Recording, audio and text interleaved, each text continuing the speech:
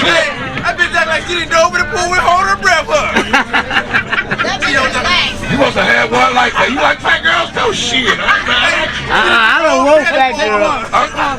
I don't want fat girls. Okay, brother just walked right in the middle of the stage. Got something.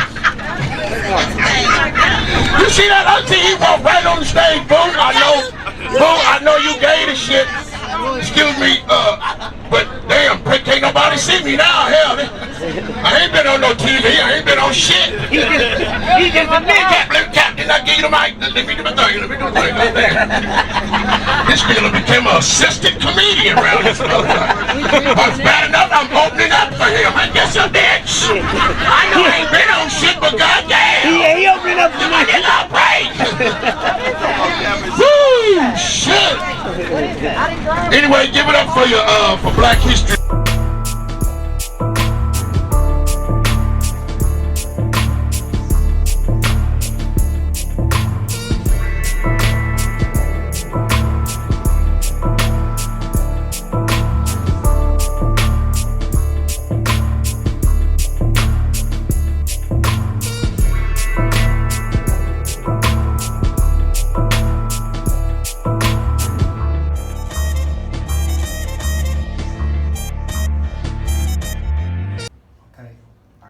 About this guy because he gets a lot of credit for being a day one originator from this area. And I want to just ask you, your thoughts and your feelings on him and about him. And that's OG Big Rick. Oh, he was straight. I give him his props. He was straight. He's a real true homie. He wasn't. Right now today, he still keep it real. He's not like the rest of the cats, man.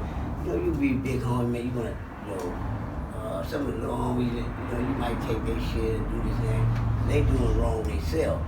So, but Big Rick was kind of like a smooth big homie, See, it's like this. I'm gonna keep it real with you. I don't have a big homie. I am the big homie. I don't have no big homie. Any big homies that I do have, they in my generation, and I just don't call them big homies because we all, we all grew up together. We all that who we are,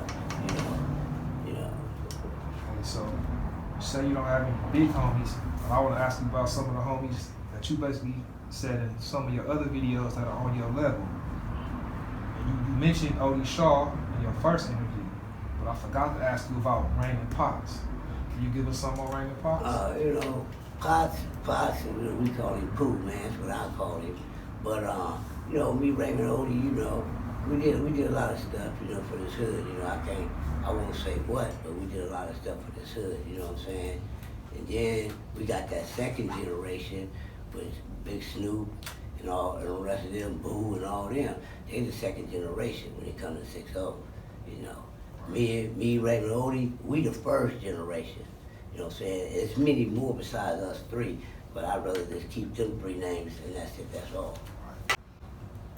Back then, it was all about buffing iron, driving, lifting weights.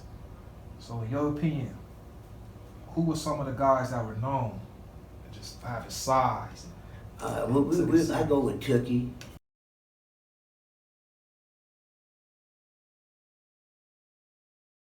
Jamel off the east side.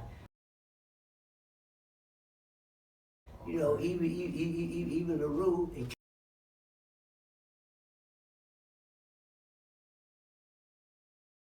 KC.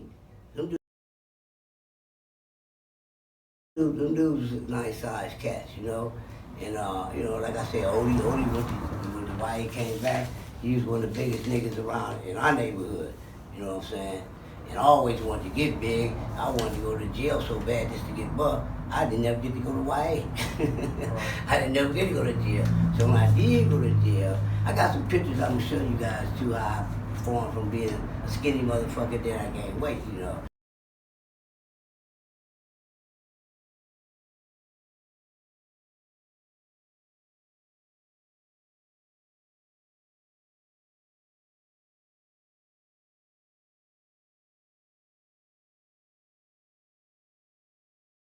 So when I got back out, I was kind of cool. You go to jail, you want to get buffed and all that shit.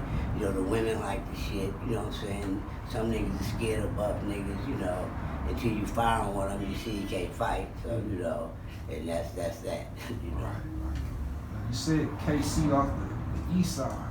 Yeah, big KC off the east Big side. KC. Can you Yeah. just tell us something about him?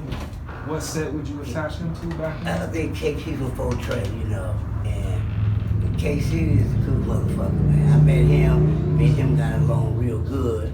Me, him, and Rudy ran together, you know. Rudy and me, him, and KC, we did a lot of stuff. I can't put it out there like that, but we did a lot of stuff. You know, we did some positive shit, we did some negative shit. You know what I'm saying?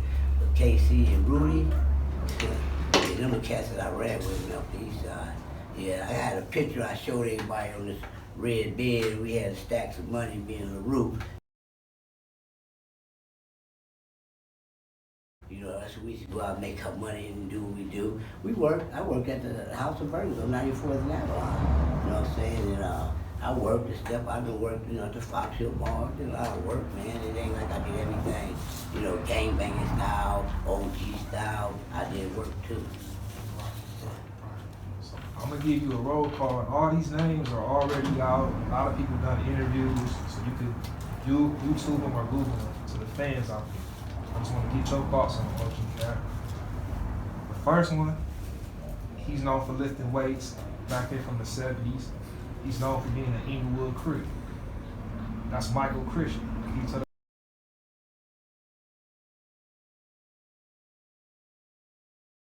us something about Michael Christian? That's one of my boys, man.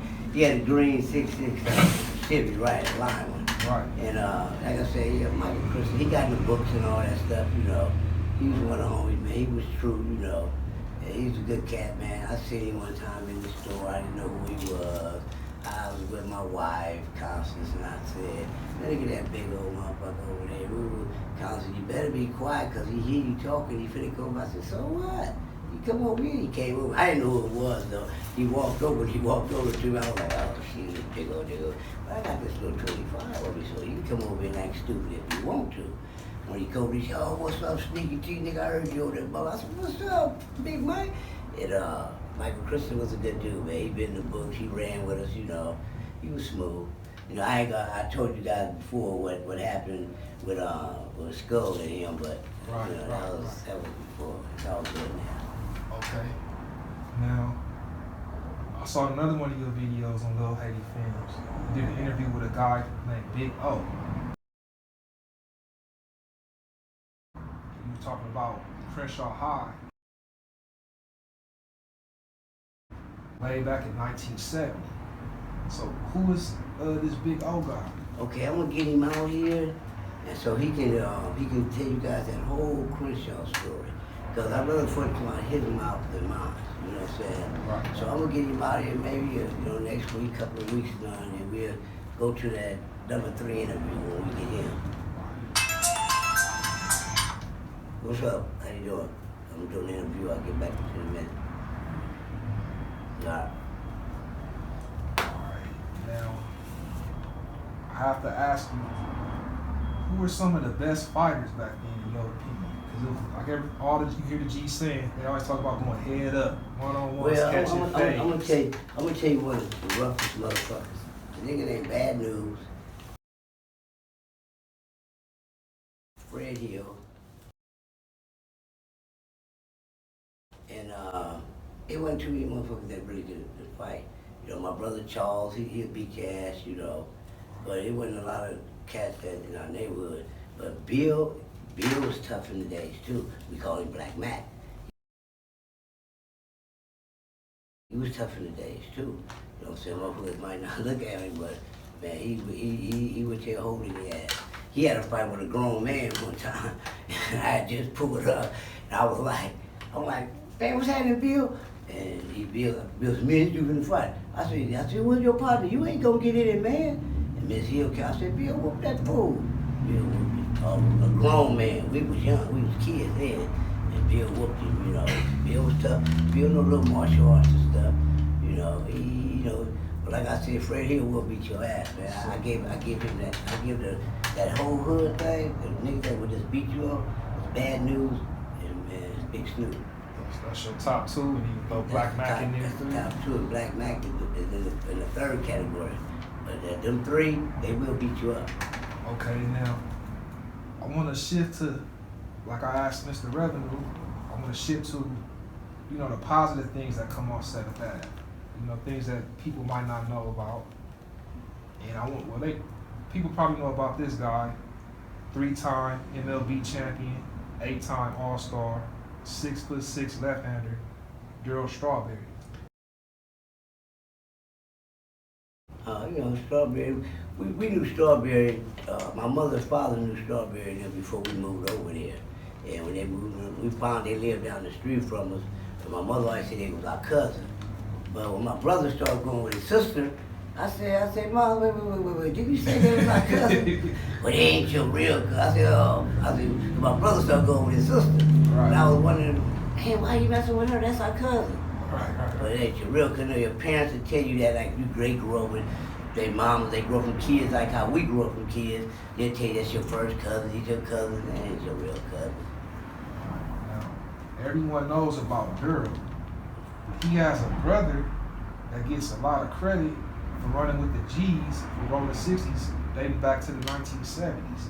Can you tell us something about what everybody talking about? Well, Ronnie kind of came up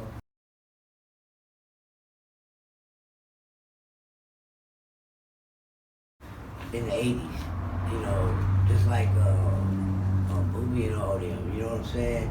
But he kind of ran with us when he was young, and he was hitting hard. He used to have them brass knuckles on him all the time.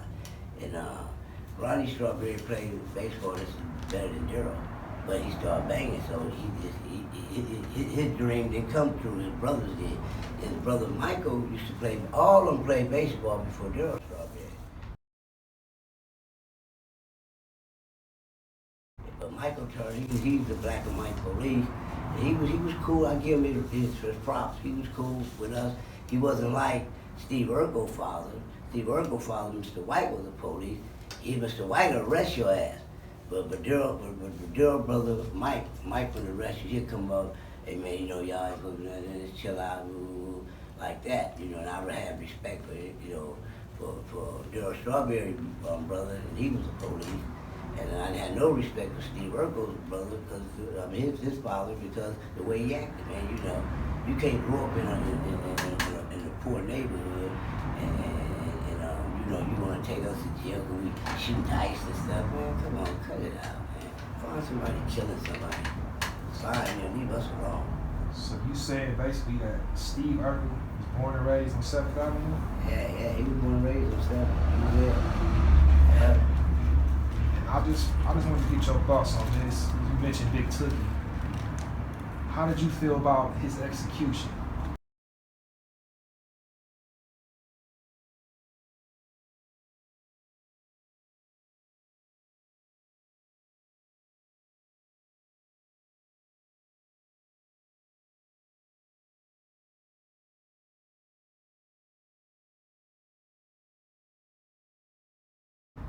I feel that it was really fucked up because the man didn't do nothing. You know, it's a story behind that, but he didn't do shit.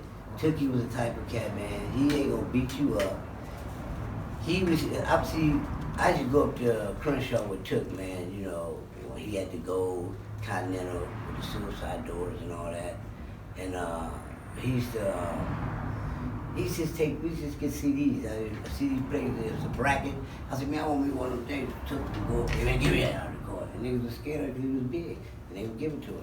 So he never really hurt nobody. The only person he ever hurt was his pit bull. When his pit bull lost a fight, he shot his pit. That was it. That was the toughest I ever seen him do something. You know, but Took, you know, so he wasn't a bad guy.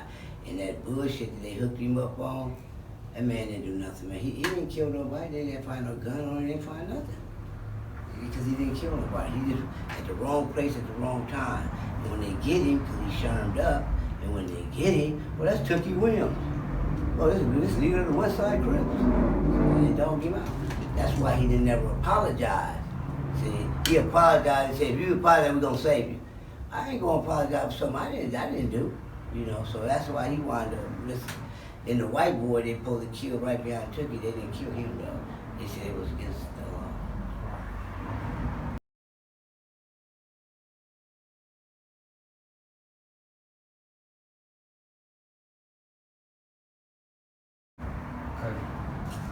guy, he's a vet.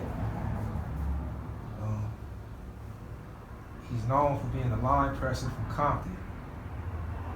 Santana Block, Compton Crib. And his name is OG Rocchead. Oh, yeah, that's my partner, man. Me and Rocchead was cool, man. I saved him a couple of times in the pen. He was a bad actor. So I looked out for him. When I came up to Jim Brown, he was telling Jim Brown, this is what I was telling you about. Jim Brown gave me $2,500 the first day he met me. And then he gave me that football push. He said, I ain't scared of none of you guys. You all bucked up here and stuff. I'll give you a football tackle. Big Brown, I ain't trying to get no football tackle from him. Shit, and we worked at that Mayor 10 program for a good while. And Rocchead's a good cat, man. I've been trying to see him too. Really, I've been trying to see him. So you and Rocchead not only go back to your penitentiary days, you also go back to your Jim Brown and the American days. Right. Okay, glad we got that cleared up. All right, now, this is another guy, OG Roach. You did an interview with him yourself in front of 8th Avenue Liquor Store. Can you just bring OG Roach back up and just tell us how far you guys go back? Well, Roach then was raised with my brother, you know what I'm saying? And I'm gonna give it to you real. Roach was one of the hardest cats too. When you said fighting, I didn't bring him up because I was thinking about my generation. But Roach is just that second generation. Roach was a beast, man. He was a beast too. He was knocking shit out, even the police was scared of Roach. They see that car, man. Shit, man. He had that little 442, and everybody that seen that car, man, they know to get out the way because he wasn't no slouch. And I want to tell you this. I remember when they said they catch anybody high in the hood, they was gonna beat them up. But they never beat Roach up. They never beat Killer Gene up. They never beat Monster Ken up. They all them got high. They didn't beat them up because they already know that's what you couldn't do. Now, you just mentioned Killer Gene. Is he somebody from over here in your opinion? Killer Gene, he got his name from being who he was, man. Right. Killer Gene was a real cat. I loved him to death, man. I hate that he had to leave the way he left. But Killer Gene was. See, you don't get named these names, bro, just to have a name. You got to earn these names, man. These names to be earned. You just ain't gonna be chop off head, kick Kelly, and you ain't cut a ice cream in half and that. The ice cream is soft thing you can cut in half. You know what I'm saying? So you ain't gonna get your names, man, just to be getting them. Okay, now I have to ask you about the Overhills because they're known for, rich rolling, getting money, living in nice houses up on the hill, having the low riders. But I want to ask you, do you know of any guys that were dominant from the Overhill area back then? First of all, I'm gonna give it to you real. The Overhills came from the homie, I don't even want to say his name. They created Overhills, there's two homies that did that. You know what I'm saying? I was in the pen when I met the first cat with Overhill on his arm. I asked him, man, what the fuck, Overhill 60 on his arm? I said, what the fuck is that, man? He said, it's Overhill 60. I told him, man, where'd that come from? The only person who was up on Overhill at that time was Squally Davis. And this other cat, I can't even think of his name right now. Them the only two dudes that was up there. There wasn't no Overhill nothing at the time. The only thing Overhill carried was the street called Chesley. Chesley ran everything. They was girls, and they ran every motherfucking thing up there. And Squally Davis and his other homies, I can't even remember his name right now. And Overhill, it's only a back hood and a front hood from 6-0, from the start. The front hood is by Horseman, the back hood is in the Avenue. So once you cross Crenshaw, that was just, girls up there, Chesley girls, you know what I'm saying? And they was more harder at the time than dudes. Because they was to start all the squabbles. They was with us when we created the park. They went to jail with us trying to create the park, Ladera and Sitting Alley. Okay, now, these next two, these guys arrested in peace. But they well known too. I just want to get your thoughts on them. Mumbles and Little Mum. Okay, Mumbles was cool. I like the Mumbles. You know, he was straight. They killed him over there in the 80s over there. And Poochie, I'm gonna tell you, man, I never, the big Pooch, I never really met him because they went to jail early. Little Poochie always called him Big Poochie because he did big things when I was coming up. I called him over to do something, handle something. Him and Big U came one time, they handled some business for me, you know. So I always looked at him as Big Poochie. Then when I met this other cat when he got out, I didn't know who he was, you know. So sometimes, man, it's like this to me. If you grow up around here, just say you're little, but I never heard nobody call him Little Poochie. Right. See, so I just looked at him. He was Big Poochie. I never met the other cat until he got out. He did 30 years, 20, whatever he did. When he got out, I met him. And, okay, I respect him now today. You know, I know who he is, but you know that still don't make me consider him as a big to me. But he is a big because I learned that. You know. And a lot of people respect Big Monk too.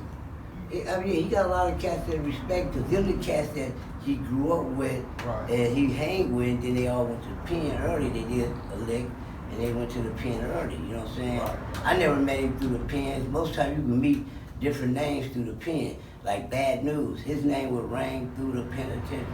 If I go to this yard, oh man, you homie Bad News is that good, man. I'll be like, who? I said, what are you doing, man? And every pen, his name would ring, bro. Bad News. The nigga was new. My partner met him last night. We was at a big old deal that died.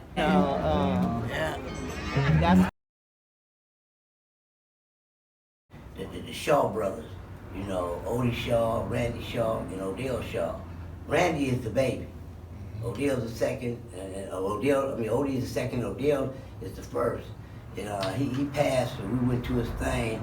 We have it on our camera sometime, you know, so you guys can check it out. We had a little night visual thing. We went over there. It was a few cats there and stuff, you know. Even my boy Pooh was there, but we didn't get to see him because he was doing his fireworks down the street because he don't like to be around a gang of people. And I respect that. You know, I'm not mad at him about that. Rest in peace, Odell Shaw. And for the people that don't know, Poochie and Little Monk, it's the same person. Yeah. Okay, Cap. That's pretty much all I have for you today.